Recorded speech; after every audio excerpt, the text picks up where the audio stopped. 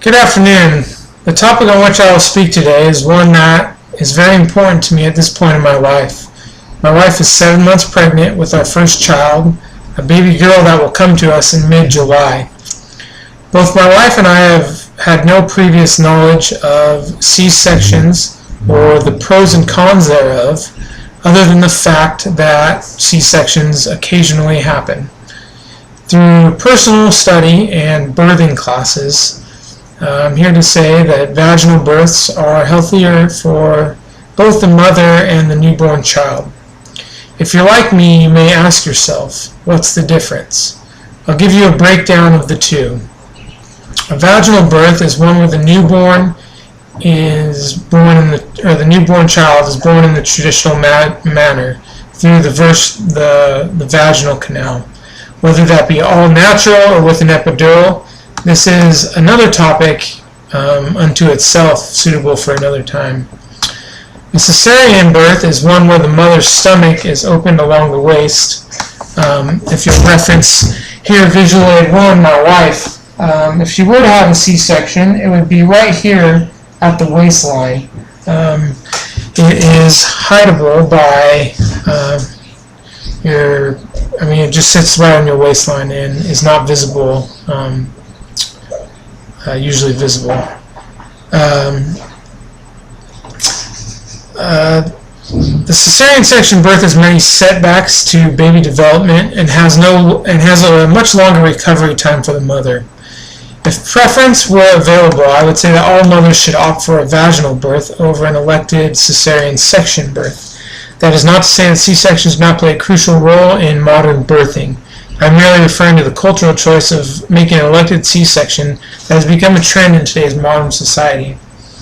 In Live Science, an online periodical, from an article titled Vaginal Birth versus C-Section Pros and Cons, it states that although the vaginal birth may be long and grueling for the mother, the recovery time is quicker and hospital stays shorter. There is no major surgery such as in a C-section, and the baby and mother will be less woozy from surgery and medicine, and skin-to-skin contact is more easily performed right when a baby is born. The article goes on to say that C-sections do not have beneficial properties on their own other than being the option in case of an emergency.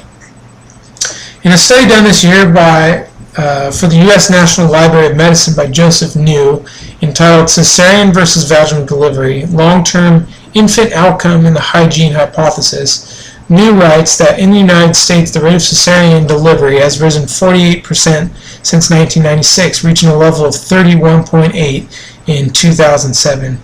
This trend is reflected in many parts of the world, China having 50% and Brazil approaching 80%.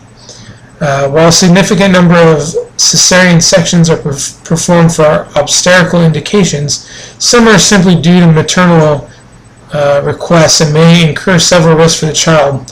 Well known among these risks are neonatal depression due to general anesthesia, fetal injury during hysterotomy and or delivery, increased likelihood of respiratory distress even at term, and breastfeeding complications. Now, in that same article by New, he makes the argument that the passing of the newborn through the vaginal tract has microbial benefits. Most current literature suggests that gastrointestinal tract or in the article it says, most current literature suggests that the gastrointestinal tract of a normal fetus is sterile. During birth and rapidly thereafter, bacteria from the mother and the surrounding environment colonize the infant's gut. It is obvious that exposure at birth would differ by mode of delivery. If you reference here my PowerPoint and the papers that I passed out to you, you can see here that exposure to to vaginal microflora, normal microbial seeding in the GI tract leads to normal development of immunity, whereas a C-section is lack of exposure to vaginal microflora, abnormal microbial seeding of the GI tract, which leads to abnormal development of the intestinal microflora. And like I said, if you can't see my PowerPoint very well there, look at the handouts that came along with this talk.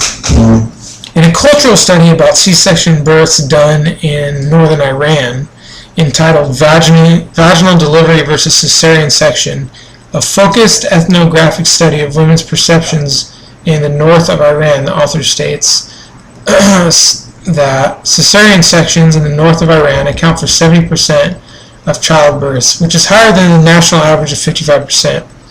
Understanding women's perceptions towards modes of delivery in different cultures can pave the way for promoting programs and policies in support of vaginal delivery. We aim to investigate women's perceptions towards modes of delivery in North Iran.